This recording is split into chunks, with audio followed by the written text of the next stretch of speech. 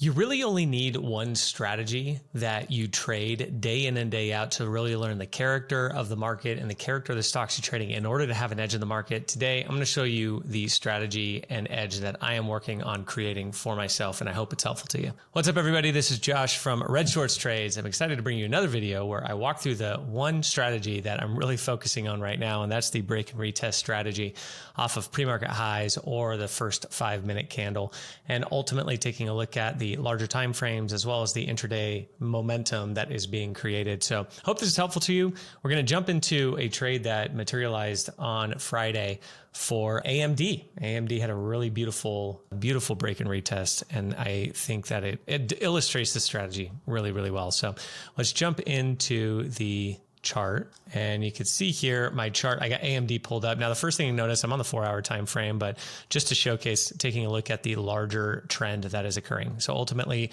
we got to really understand market structure in order to trade the strategy effectively, not just market structure on the higher time frame, but also on the intraday time frame. So first thing that I'm seeing here is we had these highs over here on the end of May that we ultimately broke over here on the 8th of July. So it's signifying to me that we are in an uptrend, a really nice uptrend in this prior resistance turn support, as you can see here on the 4-hour chart. So we saw this really nice break up and then a pull back and then a push higher. And the minute we crossed over this box area here, which you can see is our prior highs, as soon as we crossed over that, this low now all of a sudden became the new higher low.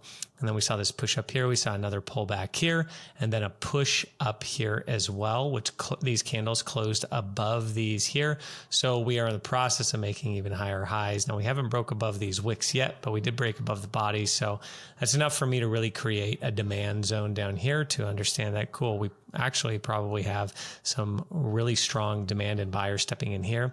And it's actually what we saw on the 4-hour. And then if you move to the 1-hour, we saw the same thing before Friday's move. So we saw the pullback, big rejection off this high level, pullback in here, really strong lower wicks here, showing us that we were bouncing off of this prior area. And ultimately this right here, if you think about this from an order block perspective, I'm not going to cover order blocks in this video, but this right here was a really nice order block before we saw this really sharp move up. And so we saw us tap into it, big rejection up. And so we ultimately are seeing some really nice consolidation in here. So my bias going into the day was really a bullish one. So I jump over to the 5-minute and let me show you what we saw. And this was all concurrent with what SPY was doing as well and what the S&P and ES was doing. And so I ultimately marked out our first 5-minute candle to get my levels here.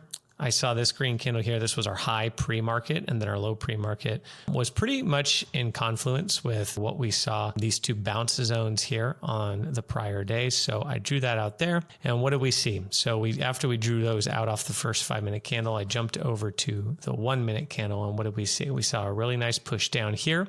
Now we broke that first 5-minute candle down, but we did not break that pre-market level. And so it actually, in essence, almost bounced off it pretty strongly and then tried pulling down again. And if I was trading a 5-minute strategy, technically this is exactly the kind of hammer candle I would want to see, but we were also super close to our pre-market low, which technically is either a take profit or an entry for me. And so the risk to reward really wasn't there because my stop would have to be up here to signify the break of structure.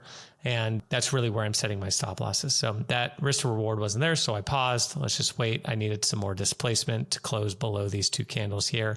See it push to the downside. For me to take a downside trade, I need to really make sure we're in a downside trend. And while this initially looks like it, we didn't make that move after we saw this break here. So we ended up shooting back up, which was great. We broke these highs, which for me was a signal that we had reversed down here. We're moving up here. And also, if you look down here, this low here and this low here technically could be considered off of this pre-market low area, a double bottom before pushing up to the upside. So I waited here. I saw this break above both my pre-market high and my first opening 5-minute candle high, creating a new high. So I'm waiting for a pullback into this pre-market level, which we ended up getting this right here. And I waited for that to materialize. And what do you know? It did on that 1-minute chart. Really nice wick rejection on this. So I jumped in after a break here, and then we ended up seeing this really nice move to the upside. Now I had there's a few different profit zones marked out here that you could ultimately have taken. The first one obviously being a 1 to 2 is here because we put our candle just below this pre-market level, really in alignment with this candle here that ultimately broke above the pre-market level. And then we saw our 1 to 2 on this first line, which actually lined up perfectly with what we saw yesterday in terms of a rejection area.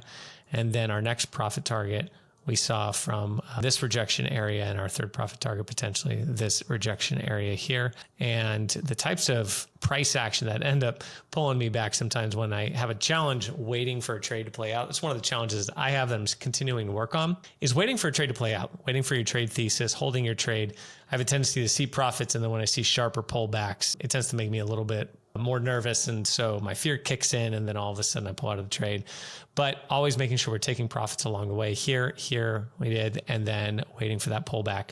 And then this ultimately ended up taking me out because I start to get my stops end up getting a little bit tighter the higher up we go, because I don't want to give back what we're ultimately getting. So, but if you were able to hold through these two big pullbacks, then you saw a really nice upside move passing all of the take profit levels.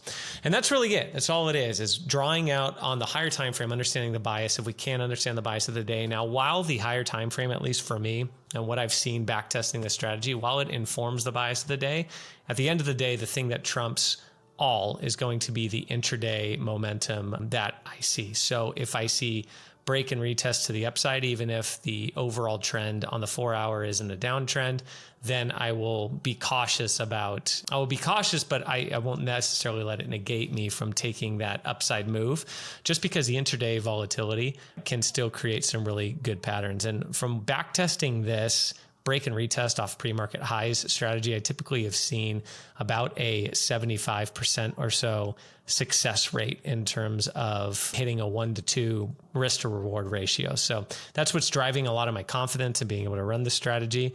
And I'm continuing to get more confident on the stock moves and how each of these stocks move.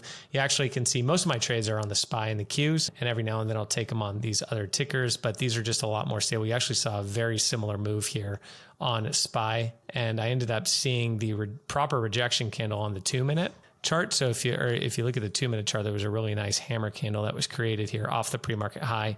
Ended up taking a really nice trade in the same direction. So there was just a lot of confluence on this test. But I hope this is helpful. Break and retest strategy. That's really the one strategy that I'm trying to perfect to be able to continue to be more profitable in the trades that I'm ultimately taking. So I hope this is helpful to you as you're continuing to find an edge in your trading.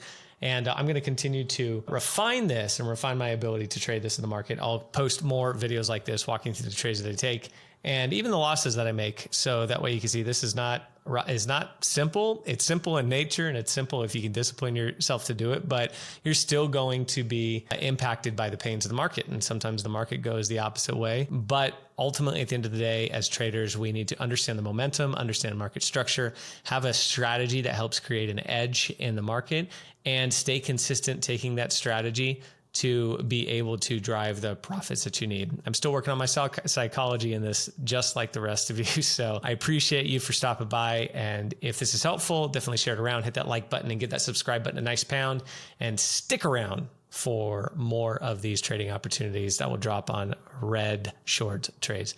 Hope everybody's doing well. Have a great week. Big trading week this week. So let's make it happen.